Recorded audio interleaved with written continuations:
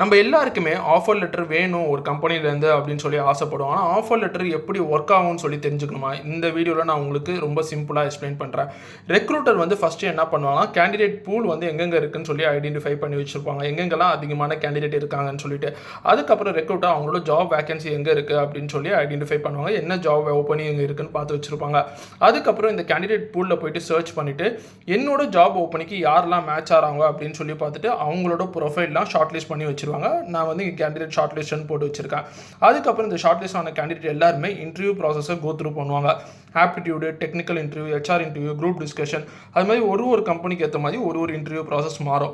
அதுக்கப்புறம் அந்த candidate selected அப்படின்னு சொல்லிட்டு எந்த கேண்டிடேட் செலக்ட் ஆகிறாங்களோ அவங்களுக்கு கம்யூனிகேட் பண்ணுவாங்க.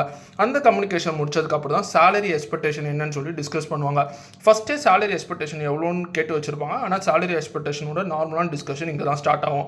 இந்த டிஸ்கஷன் முடிச்சு இப்போ கேண்டிடேட் வந்து ஒரு அமௌண்ட் கேட்பாங்க.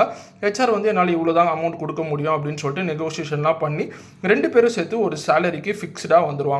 அதுக்கப்புறம் நெகோசியேஷன் முடிச்சதுக்கப்புறம் ரெக்ரூட்டர் போயிட்டு ஹெச்ஆர் அப்ரூவல், ஃபினான்ஸ் அப்ரூவல்ஸ், ஒரு ஸ்டார்ட் அப்பாக இருக்குன்னா சிஇஓ அப்ரூவல், இது மாதிரி நிறைய அப்ரூவல் வாங்குற மாதிரி இருக்கும்.